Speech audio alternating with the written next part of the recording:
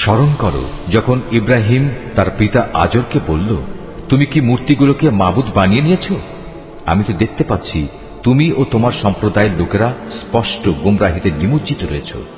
এভাবে আমি ইব্রাহিমকে আকাশসমূহ ও জমিনের যাবতীয় পরিচালন ব্যবস্থা দেখাতে চেয়েছিলাম, যেন সে নিশ্চিত বিশ্বাসীদের দলে সামিল হয়ে যেতে পারে। যখন তার উপর আঁধার ছেয়ে রাত এল, তখন সে একটি তারকা দেখতে পেল। তারকাটি দেখেই সে বলে উঠল, এ বুঝি আমার মালিক। কিন্তু কিছুক্ষণ পরেই যখন তারকাটি ডুবে গেল, তখন সে কিছুটা দ্বিধাগ্রস্ত হয়ে বলল, যা ডুবে যায় তাকে তো আমি আমার মালিক বলে পছন্দ করতে পারি না। এবার যখন সে আকাশে একটি ঝলমলে চাঁদ দেখল, তখন বলল, হ্যাঁ, এই মনে হয় আমার মালিক। অতঃপর এক পর্যায়ে যখন তাও ডুবে গেল, তখন সে বলল, আমার রব যদি আমাকে সঠিক পথের দিশা না দেখান, তাহলে অবশ্যই আমরা গোমরা লোকদের দলে সামিল হয়ে যাব। এরপর দিনের বেলায় সে যখন দেখল একটি আলোকোজ্জ্বল সূর্য, এবং দেখেই বলতে লাগল, মনে হচ্ছে এ আমার মালিক, কারণ এ যাবৎ যা দেখেছি এটা তার সবগুলোর বড়। সন্ধ্যা ঘনিয়ে আসতে আসতে তাও যখন ডুবে গেল, তখন ইব্রাহিম নতুন বিশ্বাসে বলীয়ান হয়ে নিজের জাতিকে ডেকে বলল, হে আমার সম্প্রদায়ের লোকেরা, তোমরা যেসব কিছুকে আল্লাহ তাআলার সাথে অংশীদার বানাও, আমি তা থেকে সম্পূর্ণ মুক্ত।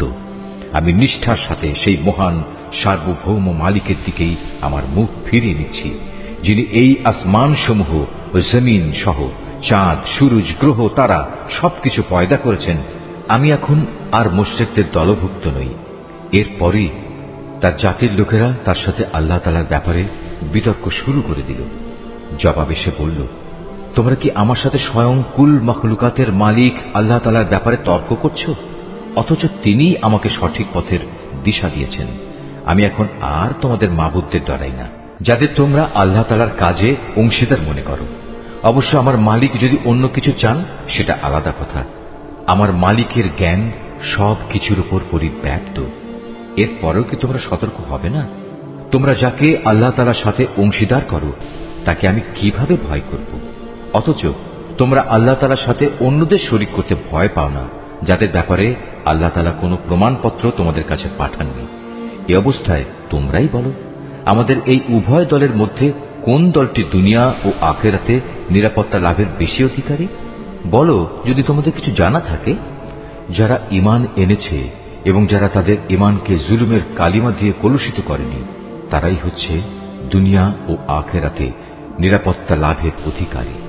মূলত তারাই হচ্ছে হেদায়েত প্রাপ্ত। এ ছিল শিরক সম্পর্কিত আমার সেই অকাট্য যুক্তি, যা আমি ইব্রাহিমকে তার জাতির উপর দান করেছিলাম। এভাবেই আমি আমার জ্ঞান দিয়ে যাকে ইচ্ছা তাকে সমুন্নত করি। তোমার মালিক প্রবল প্রজ্ঞাময়, কুশলী। অতঃপর আমি তাকে দান করেছি ইসহাক ও ইয়াকুবের মতো দুইজন সুপুত্র। এদের সবাইকেই আমি সঠিক পথের দিশা দিয়েছিলাম। এদের আগে আমি নূহকেও হেদায়েতের পথ দেখিয়েছি। অতঃপর তার বংশের মাঝে দাউদ, সুলাইমান, আইয়ুব, ইউসুফ, মুসা এবং হারুনকেও আমি হেদায়েত দান করেছি। আর এভাবেই আমি সৎ কর্মশীলদের পুরস্কার দিয়ে থাকি। জাকারিয়া, ইয়াহিয়া, ঈসা এবং ইলিয়াসকেও আমি সঠিক পথ দেখিয়েছিলাম। এরা সবাই ছিল নেককারদের দলভুক্ত। আরো সৎ পথ দেখিয়েছিলাম ইসমাইল, ইয়াসা, ইউনুস এবং লূতকেও। এদের সবাইকেই আমি নবুয়ত দিয়ে সৃষ্টিকুলের উপর বিশেষ মর্যাদা দান করেছিলাম। এদের পূর্বপুরুষ, এদের পরবর্তী বংশধর ও এদের ভাই বন্ধুদেরও নেতৃত্বের জন্য নানাভাবে পুরস্কৃত করেছিলাম। আমি এদেরকেই বাছাই করে নিয়েছিলাম এবং সেজন্যই আমি এদের সবাইকে সরল পথে পরিচালিত করেছিলাম। এ হচ্ছে আল্লাহ তাআলার হেদায়েত। নিজ বান্দাদের মাঝে যাকে চান তিনি তাকেই এ হেদায়েত দান করেন। কিন্তু তারা যদি শিরক করত, তাহলে তাদের যাবতীয় কর্ম অবশ্যই নিষ্ফল হয়ে যেত। এরাই ছিল সেসব লোক যাদের আমি কিতাব, প্রজ্ঞা ও নবুয়ত দান করেছি। আজ যদি তারা তা অস্বীকার করে, তাতে আমার কোনোই ক্ষতি নেই। আমি তো অতীতে এমন এক সম্প্রদায়ের উপর এ দায়িত্ব অর্পণ করেছিলাম যারা কখনো এগুলো প্রত্যাখ্যান করেনি। আল্লাহ তাআলা এদের সবাইকে সৎ পথে পরিচালিত করেছেন। অতএব হে মুহাম্মদ, তুমি এদের পথেরই অনুসরণ করো এবং বলো, এজন্য আমি তোমাদের কাছ থেকে কোনো পারিশ্রমিক চাই না। আসলে এ হচ্ছে দুনিয়ার মানুষের জন্য একটি স্মরণিকা মাত্র। তারা আল্লাহ তাআলাকে তার যথাযোগ্য মর্যাদা দান করেনি। বিশেষ করে যখন তারা বলল আল্লাহ তাআলা কোনো মানুষের উপর কোনো বস্তু গ্রন্থই নাজিল করেননি, তুমি তাদের জিজ্ঞেস করো, যদি তাই হয় তাহলে মুসার আনিত কিতাব, যা মানুষের জন্য ছিল এক আলোকবর্তিকা ও পথনির্দেশ, যা তোমরা কাগজের পাতায় লিখে রাখতে, যার কিছু অংশ তোমরা মানুষের সামনে প্রকাশ করতে এবং অধিকাংশই গোপন করে রাখতে। সর্বোপরি সে কিতাব দ্বারা তোমাদের এমন সব জ্ঞান শিক্ষা দেয়া হতো যার কিছুই তোমরা জানতে না এবং তোমাদের পূর্বপুরুষেরাও জানত না। তা কে নাজিল করেছেন? তুমি বলো, আল্লাহ তাআলাই তা নাজিল করেছেন। হে নবী, তুমি তাদের এ নিরর্থক আলোচনায় মত্ত থাকতে দাও। এটি এক বরকতপূর্ণ গ্রন্থ যা আমি তোমার কাছে পাঠিয়েছি। এটি আগের কিতাবের পুরোপুরি সত্যায়ন করে এবং যাতে এ কিতাব দিয়ে তুমি মক্কা ও তার পার্শ্ববর্তী জনপদসমূহের মানুষকে সাবধান করবে। যারা আখিরাতের উপর ঈমান আনে তারা এ কিতাবের উপর ঈমান আনে, আর তারা তাদের নামাজসমূহেরও হেফাজত করে। সে ব্যক্তি চাইতে বড় জালেম আর কে আছে যে আল্লাহ তাআলা সম্পর্কে নানাবিধ মিথ্যা কথা রচনা করে বেড়ায়, অথবা বলে আমার উপর ওহী নাজিল হয়েছে, যদিও তার প্রতি কিছুই নাজিল করা হয়নি। তার চাইতে বড় জালেম কে যে বলে আমি অচিরেই আল্লাহর নাজিল করা গ্রন্থের মতো কিছু নাজিল করে দেখাবো। যদি জালেমদের মৃত্যু যন্ত্রণা উপস্থিত হবার সময় তাদের অবস্থাটা তুমি দেখতে পেতে, যখন মৃত্যুর ফেরেশতারা তাদের দিকে হাত বাড়িয়ে দিয়ে বলবে, তোমাদের প্রাণবায়ু বের করে দাও। তোমরা আল্লাহ তাআলা সম্পর্কে যেসব অন্যায় কথা বলতে এবং আল্লাহর আয়াতের ব্যাপারে যে ক্ষমাহীন ঔদ্ধত্য প্রকাশ করতে, তার জন্য আজ অত্যন্ত অবমাননাকর এক আযাব তোমাদের দেয়া হবে। আজ তোমরা আমার সামনে একাকী নিঃসঙ্গ অবস্থায় এলে, যেমনি নিঃসঙ্গ অবস্থায় আমি তোমাদের প্রথমবার তৈরি করেছিলাম। অতঃপর তোমাদের আমি যা কিছু বিষয় সম্পদ দান করেছিলাম তার সবটুকুই তোমরা পেছনে ফেলে একান্ত খালি হাতে এখানে এসেছো। কই তোমাদের সাথে তোমাদের সুপারিশকারী ব্যক্তিরা, যাদের তোমরা মনে করতে তোমাদের কাজকর্মের ব্যাপারে তারাও অংশীদার? তাদের তো আজ তোমাদের সাথে দেখতে পাচ্ছি না।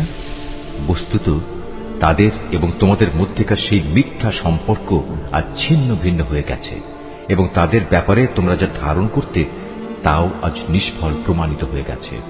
অবশ্যই আল্লাহ তাআলা শস্য বীজ ও আঁটিগুলো অঙ্কুরিত করেন। তিনি নির্জীব কিছু থেকে জীবন্ত কিছু বের করে আনেন, আবার তিনি জীবন্ত কিছু থেকে প্রাণহীন কোনো কিছু নির্গত করেন।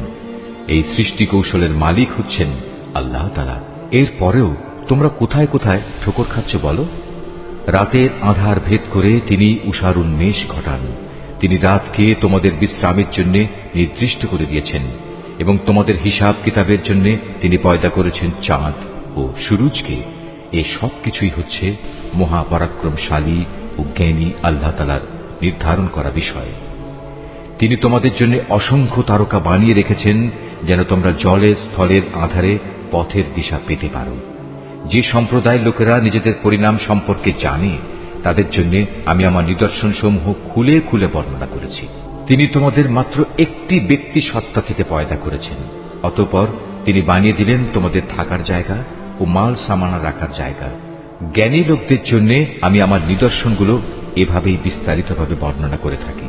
তিনি আসমান থেকে পানির ধারা নাজিল করেন, অতঃপর সে পানি দিয়ে আমি সব রকমের উদ্ভিদ ও গাছপালা জন্মানোর ব্যবস্থা করি। তা থেকে সবুজ শ্যামল পাতা উদ্গত করি। পরে তা থেকে পরস্পর জড়ানো ঘন শস্য দানাও সৃষ্টি করি এবং ফলের ভারে নুয়ে পড়া খেজুরের গোছা বের করে আনি। আঙুরের উদ্যানমালা, জলপাই ও আনার পয়দা করি। এগুলো একে অন্যের সদৃশ্য হয়, আবার একটার সাথে আর একটার গড় মিলও থাকে। গাছ যখন সুশোভিত হয় তখন একসময় তা ফলবান হয়, আবার যখন ফলগুলো পাকতে শুরু করে তখন তোমরা এই সৃষ্টি নৈপুণ্য দেখো। অবশ্যই এতে ঈমানদার লোকদের জন্য বহু নিদর্শন রয়েছে। তারা জিনকে আল্লাহর সাথে শরীক মনে করে, অথচ আল্লাহ তাআলাই জিনদের পয়দা করেছেন। অজ্ঞতার বশবর্তী হয়ে তারা আল্লাহ তাআলার উপর পুত্র কন্যা ধারণের অপবাদও আনায়ন করে, অথচ আল্লাহ তাআলা মহামান্বিত। এরা যা বলে তিনি তার চাইতে অনেক মহান ও পবিত্র। তিনি আসমান সমূহ ও জমিনের একক উদ্ভাবক। এদের তুমি বলো, তার সন্তান হবে কিভাবে? তার তো জীবন সঙ্গিনীই নেই। সবকিছু তো তিনিই পয়দা করেছেন এবং সবকিছু সম্পর্কে তিনি পুরোপুরি ওয়াকিবহাল রয়েছেন। এ হচ্ছেন আল্লাহ তাআলা, তোমাদের মালিক। তিনি ছাড়া আর কোনো মাবুদ নেই। সবকিছুর একক স্রষ্টা তিনি। সুতরাং তোমরা তাঁরই ইবাদত করো। সবকিছুর উপর তিনি চূড়ান্ত তত্ত্বাবধায়ক বটে। কোন সাধারণ দৃষ্টি তাকে দেখতে পায় না, অথচ তিনি সবকিছুই দেখতে পান। তিনি সূক্ষ্মদর্শী, তিনি সবকিছু সম্পর্কেই খোঁজ খবর রাখেন। তোমাদের কাছে তোমাদের মালিকের পক্ষ থেকে এই সূক্ষ্ম দৃষ্টি সম্পন্ন জ্ঞানের নিদর্শন এসেছে। অতঃপর যদি কোনো ব্যক্তি এসব নিদর্শন দেখতে পায়, তাহলে সে তা দেখবে তার নিজের কল্যাণের জন্যই। আবার যদি কেউ তা না দেখে অন্ধ হয়ে থাকে, তাহলে তার দায়িত্ব তার উপর বর্তাবে। তুমি বলো, আমি তোমাদের উপর তত্ত্বাবধায়ক নই? আমি এভাবেই আমার আয়াতগুলো তোমাদের কাছে বিধৃত করি, যাতে করে কাফেররা একথা বলতে পারে তুমি এসব কথা ভালো করেই পড়ে এসেছো, এবং যারা জ্ঞানী তাদের জন্য যেন আমি আমার আয়াতসমূহ সুস্পষ্ট করে দিতে পারি। হে মুহাম্মদ, তুমি শুধু তারই অনুসরণ করো যা তোমার মালিকের কাছ থেকে তোমার কাছে নাজিল করা হয়েছে। আল্লাহ তাআলা ছাড়া অন্য কোনো মাবুদ নেই। এরপরেও যারা শিরকে লিপ্ত, তাদের তুমি পুরোপুরি এড়িয়ে চলো। আল্লাহ তাআলা যদি চাইতেন, তাহলে এরা কেউই তার সাথে শিরক করত না। আর আসলে আমি তোমাকে তাদের উপর পাহারাদার নিযুক্ত করে পাঠাইনি। সত্যি কথা হচ্ছে, তুমি তো তাদের উপর কোনো অভিভাবক নাও। তারা আল্লাহ তাআলার বদলে যাদের ডাকে, তাদের তোমরা কখনো গালিগালাজ করো না, নইলে অজ্ঞতার বশবর্তী হয়ে না জেনে আল্লাহ তাআলাকে তারা গালি দেবে। আমি প্রত্যেক জাতির কাছেই তাদের নিজেদের কার্যকলাপ সুশোভন করে রেখেছি। অতঃপর সবাইকেই তাদের মালিকের কাছে ফিরে যেতে হবে। অতঃপর তিনি তাদের বলে দেবেন তারা দুনিয়ার জীবনে কি করে এসেছে। এরা আল্লাহর নামে কঠিন শপথ করে বলে, যদি তাদের কাছে কোনো নিদর্শন আসে, তাহলে অবশ্যই তারা তার উপর ঈমান আনবে। তুমি বলো, নিদর্শন পাঠানো সম্পূর্ণ তো আল্লাহ তাআলার নিজস্ব ব্যাপার। কে তোমাকে বুঝিয়ে দেবে যে নিদর্শন এলেও এরা কখনো ঈমান আনবে না? আমি অচিরেই তাদের অন্তঃকরণ ও দৃষ্টি শক্তিকে অন্যদিকে ফিরিয়ে দেব, যেমন তারা প্রথমবারেই এ কোরআনের উপর ঈমান আনেনি, এবং আমি তাদের অবাধ্যতার আবর্তে ঘুরপাক খাওয়ার জন্য ছেড়ে দেব। এমনকি আমি যদি তাদের কাছে আমার ফেরেশতাও পাঠিয়ে দেই, এবং কবর থেকে মৃত ব্যক্তিরাও যদি উঠে এসে তাদের সাথে কথা বলে, কিংবা আমি যদি দুনিয়ার সমুদয় বস্তুও এনে তাদের উপর জড়ো করে দিই, তবু এরা কখনো ঈমান আনবে না। অবশ্য এদের কারো ব্যাপারে যদি আল্লাহ তাআলা ভিন্ন কিছু চান, তা আলাদা কথা। আসলে এদের অধিকাংশ ব্যক্তি মূর্খের আচরণ করে। আমি এভাবেই প্রত্যেক নবীর জন্য যুগে যুগে কিছু কিছু দুশমন বানিয়ে রেখেছি মানুষের মধ্যে থেকে, কিছু আবার জিনদের মাঝ থেকে, যারা প্রতারণা করার উদ্দেশ্যে একে অন্যকে চমকপ্রদ কথা বলে। তোমার মালিক চাইলে তারা অবশ্য এটা করতে পারত না। অতএব তুমি তাদের ছেড়ে দাও, তারা যা পারে মিথ্যা রচনা করে বেড়াক। যারা শেষ বিচারের দিনের উপর ঈমান রাখে না, তাদের মন এর ফলে শয়তানের প্রতি অনুরাগী হয়ে পড়ে, যাতে করে তারা তার ব্যাপারে সন্তুষ্ট থাকতে পারে। সর্বোপরি তারা যেসব কুকর্ম চালিয়ে যেতে চায়, তাও এর ফলে নির্বিঘ্নে তারা চালিয়ে যেতে পারে। তুমি বলো, আমি কি আল্লাহ তাআলা ছাড়া অন্য কোন ফয়সালাকারী সন্ধান করব? অথচ তিনিই হচ্ছেন সেই মহান সত্তা, যিনি তোমাদের কাছে তার কেতাব সবিস্তার নাজিল করেছেন। আগে যাদের আমি আমার কেতাব দান করেছিলাম, তারা জানে তোমার মালিকের পক্ষ থেকে সত্যবাণী নিয়েই এটা আল কোরআন নাজিল করা হয়েছে। অতএব তুমি কখনো সন্দিহানদের অন্তর্ভুক্ত হও না। ন্যায় ও ইনসাফের আলোকে তোমার মালিকের কথাগুলো পরিপূর্ণ, এবং তার এ কথা পরিবর্তন করার কেউ নেই। তিনি সর্বশ্রোতা, সর্বজ্ঞ। হে মুহাম্মদ, দুনিয়ার অধিকাংশ মানুষের কথা যদি তুমি মেনে চলো, তাহলে তারা তোমাকে আল্লাহ তাআলার পথ থেকে বিচ্যুত করে ছাড়বে, কেননা এরা নিছক অনুমানের উপর ভিত্তি করেই চলে। অধিকাংশ ব্যাপারে এরা মিথ্যা কথা ছড়ায়। তোমার মালিক নিঃসন্দেহে একথা ভালো করেই জানেন কে তার পথ ছেড়ে বিপদগামী হচ্ছে, আবার কে সঠিক পথের অনুসারী, তাও তিনি সম্মুখ অবগত রয়েছেন। যদি আল্লাহ তাআলার আয়াতের উপর তোমরা বিশ্বাস করো, তাহলে তোমরা শুধু সেসব জন্তুর গোশত খাবে যার উপর জবাই করার সময় আল্লাহ তাআলার নাম নেওয়া হয়েছে। তোমাদের একই হয়েছে, তোমরা সেসব জন্তুর গোশত কেন খাবে না যার উপর জবাইয়ের সময় আল্লাহ তাআলার নাম নেওয়া হয়েছে? বিশেষ করে যখন আল্লাহ তাআলা পরিষ্কার করে বলে দিয়েছেন যে তিনি তোমাদের উপর কোন কোন বস্তু হারাম করেছেন। সে কথা আলাদা যখন তোমাদের একান্ত নিরুপায় অবস্থায় ফেলে দেয়া হয়। অধিকাংশ মানুষ সুষ্ঠু জ্ঞান ছাড়াই নিজেদের খেয়াল খুশি মতো মানুষকে বিপথে চালিত করে। নিঃসন্দেহে তোমার মালিক সীমা লঙ্ঘনকারীদের ভালো করেই জানেন। তোমরা প্রকাশ্য গুনাহ থেকে বেঁচে থাকো, গোপন গুনাহ থেকেও বেঁচে থাকো। নিঃসন্দেহে যারা কোনো গুনাহের কাজ করবে তাদের কৃতকর্মের যথাযথ ফল তাদের প্রদান করা হবে। জবাইয়ের সময় যার উপর আল্লাহ তাআলার নাম নেওয়া হয়নি সে জন্তুর গোশত তোমরা কখনো খাবে না, কেননা তা হচ্ছে জঘন্য গুনাহের কাজ। শয়তানের কাজই হচ্ছে তার সঙ্গী সাথীদের মনে প্ররোচনা দেয়া, যেন তারা তোমাদের সাথে এ নিয়ে ঝগড়া বিবাদে লিপ্ত হয়। যদি তোমরা তাদের কথা মেনে চলো তাহলে অবশ্যই তোমরা মুশরিক হয়ে পড়বে। যে ব্যক্তি একসময় ছিল মৃত, অতঃপর আমি তাকে জীবিত করলাম, তদুপরি তার জন্য এমন এক আলোকবর্তিকাও আমি বানিয়ে দিলাম যার আলো দিয়ে মানুষের সমাজে সে চলার দিশা পাচ্ছে। সে কি কখনো সে ব্যক্তির মতো হতে পারে যে এমন অন্ধকারে পড়ে আছে যেখান থেকে সে কোনো ক্রমে বেরিয়ে আসতে পারছে না? এভাবেই কাফেরদের কাছে তাদের কর্মকাণ্ড শোভনীয় ও সুখকর বানিয়ে রাখা হয়েছে। এভাবে আমি প্রত্যেক জনপদে তার কিছু কিছু বড় অপরাধী নিযুক্ত করে রেখেছি, যেন তারা সেখানে অন্যদের ধোঁকা দিতে পারে। আসলে এসব কিছুর মাধ্যমে তারা তাদের নিজেদেরই প্রতারিত করছে, অথচ তারা নিজেরা একথাটা মোটেই উপলব্ধি করতে পারছে না। তাদের কাছে যখনই আল্লাহর পক্ষ থেকে কোনো আয়াত আসে তখন তারা বলে ওঠে, আমরা এর উপর কখনো ঈমান আনব না যতক্ষণ না আমাদেরও তাই দেয়া হয় যা আল্লাহ রাসূলদের দেয়া হয়েছে। আল্লাহ তাআলা ভালো করেই জানেন তার নবুয়ত তিনি কোথায় রাখবেন। যারা এ অপরাধ করেছে তারা অচিরেই আল্লাহর পক্ষ থেকে অপমান ও কঠিন আযাবের সম্মুখীন হবে। আল্লাহ তাআলা কাউকে সৎ পথে পরিচালিত করতে চাইলে তিনি তার হৃদয় ইসলামের জন্য খুলে দেন, আবার যাকে তিনি বিপদগামী করতে চান তার হৃদয় অতিশয় সংকীর্ণ করে দেন। তার ইসলামের অনুসরণ হয় এমন যেন কোনো একজন ব্যক্তি আকাশে চড়তে চাইছে, আর যারা আল্লাহর উপর বিশ্বাস করে না আল্লাহ তাআলা এভাবেই তাদের উপর অপমানজনক এক লাঞ্ছনা ও নাপাকি ছেয়ে দেন। মূলত এটিই হচ্ছে তোমার মালিকের দেখানো সহজ সরল পথ। আমি অবশ্যই আমার আয়াতসমূহ উপদেশ গ্রহণে আগ্রহী সম্প্রদায়ের জন্য বিশদভাবে বর্ণনা করেছি। তাদের মালিকের কাছে রয়েছে তাদের জন্য শান্তির এক সুন্দর নিবাস। আল্লাহ তাআলাই তাদের অভিভাবক।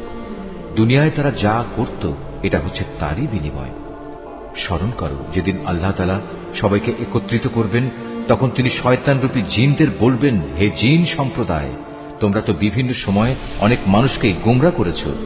এ সময় মানুষের ভেতর থেকে যারা তাদের বন্ধু তারা বলবে, হে আমাদের মালিক, আমরা এক একজনকে ব্যবহার করে দুনিয়ার জীবনে প্রচুর লাভ কামিয়েছি, আর এভাবেই আমরা চূড়ান্ত সময়ে এসে হাজির হয়েছি যা তুমি আমাদের জন্য নির্দিষ্ট করে রেখেছিলে।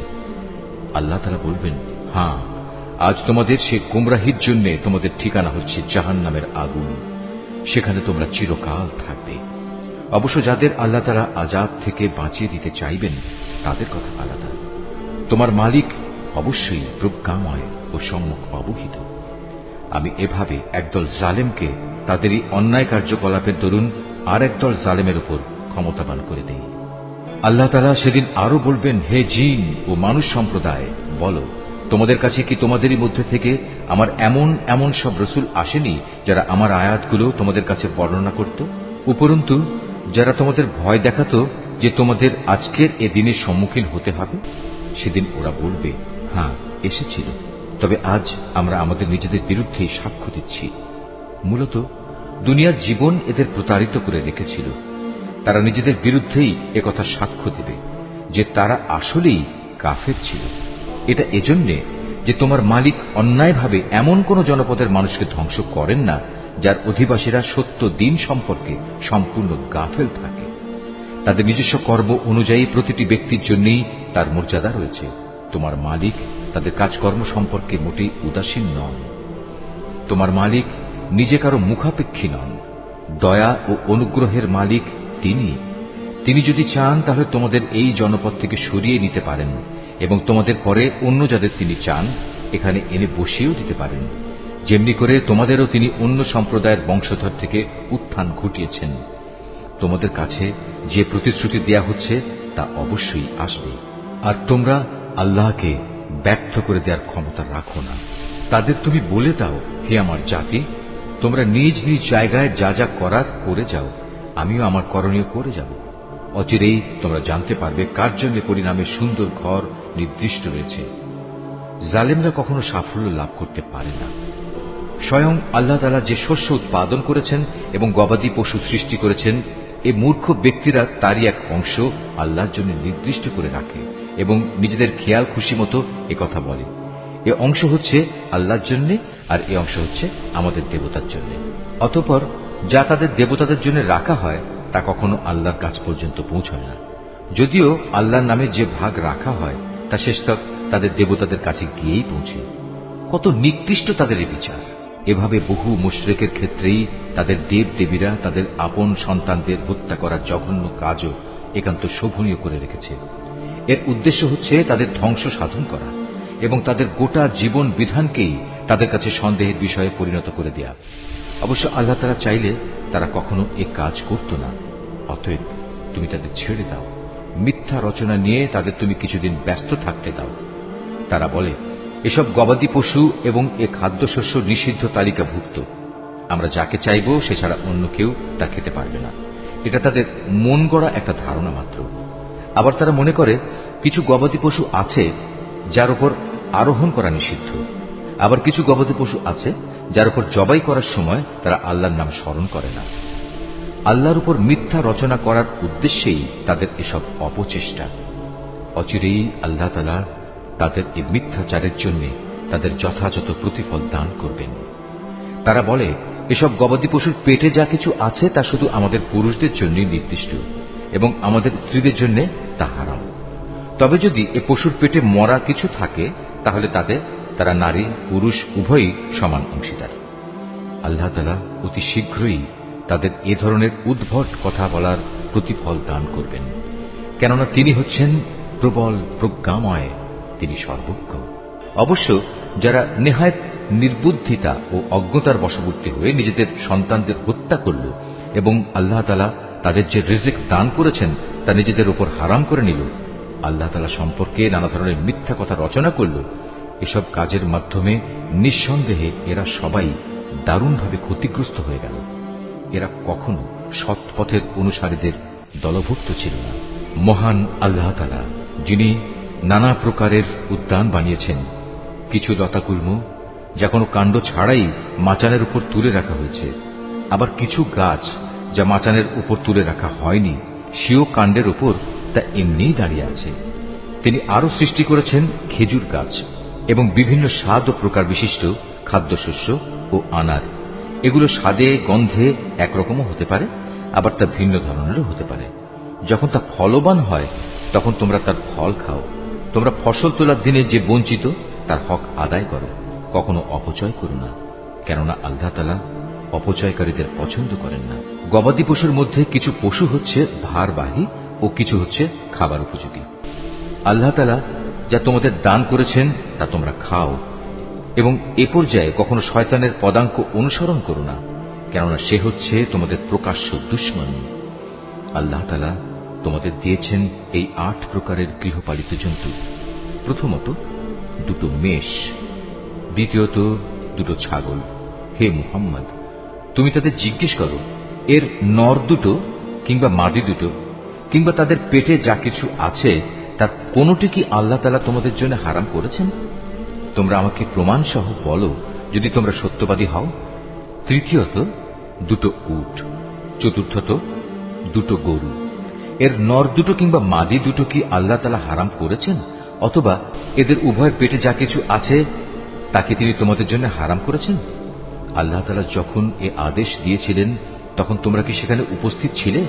অতঃপর তার চাইতে বড় জালেম আর কে হতে পারে যে মানুষকে গোমরা করার জন্য অজ্ঞতাবশত আল্লাহর নামে মিথ্যা কথা রচনা করে?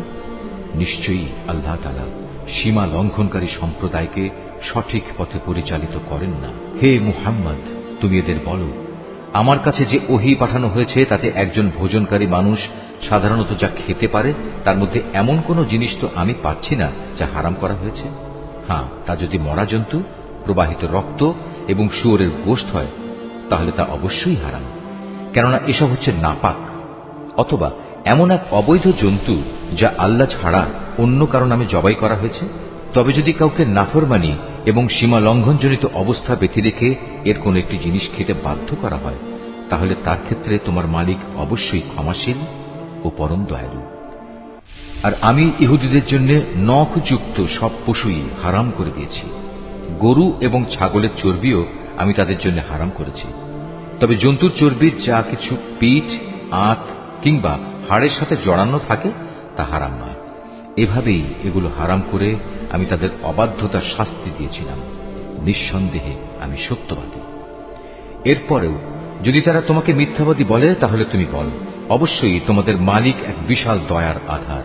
তবে অপরাধীদের উপর থেকে তাঁর শাস্তি কেউই ফেরাতে পারবে না। অচিরেই এ মুশরিক লোকগুলো বলতে শুরু করবে, যদি আল্লাহ তাআলা চাইতেন তাহলে আমরা ও আমাদের পূর্বপুরুষরা তো শিরক করতাম না, আর এভাবে আমরা কোনো জিনিসও নিজেদের উপর হারাম করে নিতাম না। তুমি তাদের বলো, এর আগেও অনেকে এভাবে আল্লাহর আয়াতকে অস্বীকার করেছে, অবশেষে তারা আমার শাস্তির স্বাদ ভোগ করেছে। তুমি তাদের জিজ্ঞেস করো, তোমাদের কাছে কি সত্যি এমন কোন জ্ঞান মজুদ আছে? থাকলে অতঃপর তা বের করে আমার কাছে নিয়ে এসো। তোমরা তো কল্পনার উপর নির্ভর করে কথা বলো এবং হামেশাই মিথ্যার অনুসরণ করো। তুমি আরো বলো, সবকিছুর চূড়ান্ত প্রমাণ তো আল্লাহ তাআলার কাছেই রয়েছে। তিনি যদি চাইতেন তাহলে তিনি তোমাদের সবাইকেই সৎ পথে পরিচালিত করে দিতেন। হে মুহাম্মদ, তুমি বলো, যাও তোমাদের সেসব সাক্ষী নিয়ে এসো যারা একথা সাক্ষ্য দেবে যে আল্লাহ তাআলাই এসব জিনিস তোমাদের উপর হারাম করেছেন। তাদের মধ্যে কিছু সাক্ষী যদি সাক্ষ্য দেয়ও, তবু তুমি তাদের সাথে কোনো সাক্ষ্য দিও না। যারা আমার আয়াতকে অস্বীকার করেছে, যারা পরকালের উপর ঈমান আনেনি, উপরন্তু যারা অন্য কিছুকে তাদের মালিকের সমকক্ষ মনে করে, তাদের তুমি কখনো অনুসরণ করো না। হে মুহাম্মদ, তুমি বলো, এসো আমি বরং তোমাদের বলে দেই তোমাদের মালিক কোন কোন জিনিস তোমাদের জন্য হারাম করেছেন। সেই জিনিসগুলো হচ্ছে, তোমরা তাঁর সাথে অন্য কিছুকে শরীক করবে না, পিতামাতার সাথে ভালো ব্যবহার করবে, দারিদ্র্যের আশঙ্কায় কখনো নিজেদের সন্তানকে হত্যা করবে না, কেননা আমি তোমাদের ও তাদের উভয়েরই আহার যোগাই। প্রকাশ্যে হোক কিংবা গোপনে হোক তোমরা অশ্লীলতার কাছেও যাবে না। আল্লাহ তাআলা যে জীবনকে তোমাদের জন্য মর্যাদাবান করেছেন, তাকে কখনো যথার্থ কারণ বেঁধে রেখে হত্যা করো না। এ হচ্ছে কতিপয় নির্দেশ। আল্লাহ তাআলা এর মাধ্যমে তোমাদের আদেশ দিয়েছেন, এগুলো যেন তোমরা মেনে চলো। আশা করা যায় তোমরা তাঁর বাণীসমূহ অনুধাবন করতে পারবে। তোমরা কখনো এতিমদের সম্পদের কাছেও যাবে না, তবে উদ্দেশ্য যদি নেক হয় তাহলে সে একটা নির্দিষ্ট বয়স সীমার পৌঁছা পর্যন্ত কোনো পদক্ষেপ নিলে তা ভিন্ন কথা। পরিমাপ ও ওজন করার সময় ন্যায্যভাবেই তা করবে। আমি কখনো কারো ওপর তার সাধ্য সীমার বাইরে কোনো দায়িত্ব চাপাই না। যখনই তোমরা কোনো ব্যাপারে কথা বলবে তখন ইনসাফ প্রতিষ্ঠা করবে, যদি তা তোমাদের একান্ত আপনজনের বিরুদ্ধেও হয়। তোমরা আল্লাহ তাআলাকে দেয়া সব অঙ্গীকার পূরণ করো। এ হচ্ছে আরো কতিপয় আদেশ। এর মাধ্যমে আল্লাহ তাআলা তোমাদের আদেশ দিয়েছেন তোমরা যেন এগুলো মেনে চলো। আশা করা যায় তোমরা উপদেশ গ্রহণ করতে পারবে। এটা হচ্ছে আমার দেখানো সহজ সরল পথ। অতএব একমাত্র এ পথেরই তোমরা অনুসরণ করো। কখনো ভিন্ন পথ অবলম্বন করো না, কেননা ভিন্ন পথ অবলম্বন করলে তা তোমাদের তার পথ থেকে বিচ্ছিন্ন করে দেবে। এ হচ্ছে আরো কয়েকটি নির্দেশ। আল্লাহ তাআলা এর মাধ্যমে তোমাদের আদেশ দিচ্ছেন যেন তোমরা এগুলো মেনে চলো। আশা করা যায় তোমরা আল্লাহ তাআলাকে ভয় করবে। অতঃপর আমি মূসাকে হেদায়েত সম্বলিত কিতাব দান করেছিলাম। তা ছিল পরিপূর্ণ এবং বিশদ হেদায়েত ও রহমত, যাতে করে বনি ইসরাইল সম্প্রদায়ের লোকেরা একথার উপর বিশ্বাস স্থাপন করে যে একদিন তাদের সবাইকে তাদের মালিকের সমীপে হাজির হতে হবে। এ কল্যাণময় কিতাবও আমি তোমাদের জন্য নাজিল করেছি। অতএব তোমরা এর অনুসরণ করো এবং কিতাবের শিক্ষানুযায়ী তোমরা আল্লাহ তাআলাকে ভয় করো। হয়তো তোমাদের উপর দয়া ও অনুগ্রহ প্রদর্শন করা হবে।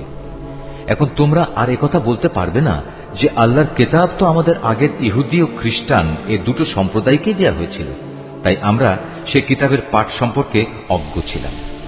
অথবা একথা বলারও কোনো অজুহাত পাবে না যে যদি ইহুদি খ্রিস্টানদের মতো আমাদেরও কোনো কিতাব দেয়া হতো, তাহলে আমরা তো তাদের চাইতে বেশি সৎ পথের অনুসারী হতে পারতাম। আজ তোমাদের কাছে সত্যি তোমাদের মালিকের পক্ষ থেকে সুস্পষ্ট প্রমাণ, হেদায়েত ও রহমত সর্বস্ব কিতাব এসেছে, তোমরা এর অনুসরণ করো। তার চাইতে বড় জালেম আর কে, যে আল্লাহর আয়াতসমূহকে অস্বীকার করবে এবং তা থেকে মুখ ফিরিয়ে নেবে? জেনে রেখো, যারাই এভাবে আমার আয়াত থেকে মুখ ফিরিয়ে নেয়, অচিরেই আমি তাদের এ জঘন্য আচরণের জন্য এক নিকৃষ্ট ধরনের শাস্তি দেব। তারা কি সেদিনের প্রতীক্ষা করছে যে তাদের কাছে আসমান থেকে আল্লাহ তাআলার ফেরেশতা নাজিল হবে, কিংবা স্বয়ং তোমাদের মালিকই তাদের কাছে এসে তাদের হাতে কিতাব দিয়ে যাবেন, অথবা মালিকের পক্ষ থেকে কোনো নিদর্শনের কোনো অংশ এসে তাদের জান্নাত জাহান্নাম দেখিয়ে দিয়ে যাবে? অথচ যেদিন সত্যি তোমার মালিকের পক্ষ থেকে এমন কোনো নিদর্শন আসবে, সেদিন তো হবে কিয়ামতের দিন। তখন যে ব্যক্তি এর আগে ঈমান আনেনি, কিংবা যে ব্যক্তি তার ঈমান দিয়ে ভালো কিছু অর্জন করেনি, তার জন্য এ ঈমান আনাটা কোনোই কাজে আসবে না। হে মুহাম্মদ, তুমি তাদের বলো, ঠিক আছে, তোমরাও প্রতীক্ষা করো, আমিও প্রতীক্ষা করছি। যারা নিজেদের দিনকে টুকরো টুকরো করে নিজেরাই নানা দল উপদলে বিভক্ত হয়ে গেছে, তাদের কোনো দায়িত্বই তোমার উপর নেই। তাদের ফয়সালার ব্যাপারটা আল্লাহ তাআলার হাতে। যেদিন তারা তার কাছে ফিরে যাবে, তখন তিনি তাদের বিস্তারিত বলবেন তারা কে কি করছিল। তোমাদের মাঝে কেউ যদি একটা সৎ কাজ নিয়ে আল্লাহ তাআলার সামনে আসে, তাহলে তার জন্য 10 গুণ বিনিময়ের ব্যবস্থা থাকবে। অপরদিকে যদি কেউ একটা গুনাহের কাজ নিয়ে আল্লাহ তাআলার কাছে আসে, তাকে তার একটাই প্রতিফল দেয়া হবে। সেদিন তাদের কারো উপর জুলুম করা হবে না। হে মুহাম্মদ, তুমি তাদের বলো, অবশ্যই আমার মালিক আমাকে সঠিক পথ দেখিয়েছেন, সুপ্রতিষ্ঠিত জীবন বিধান। এটাই হচ্ছে ইব্রাহিমের একনিষ্ঠ পথ। সে কখনো মুশরিকদের দলভুক্ত ছিল না। তুমি একান্ত বিনয়ের সাথে বলো, অবশ্যই আমার নামাজ, আমার ইবাদত, আমার জীবন, আমার মৃত্যু সব কিছুই সৃষ্টিকুলের মালিক আল্লাহ তাআলার জন্য। তার শরীক সমকক্ষ কেউ নেই। আর একথা বলার জন্যই আমাকে আদেশ দেওয়া হয়েছে। আত্মসমর্পণকারী মুসলমানদের মধ্যে আমি হচ্ছে সর্বপ্রথম।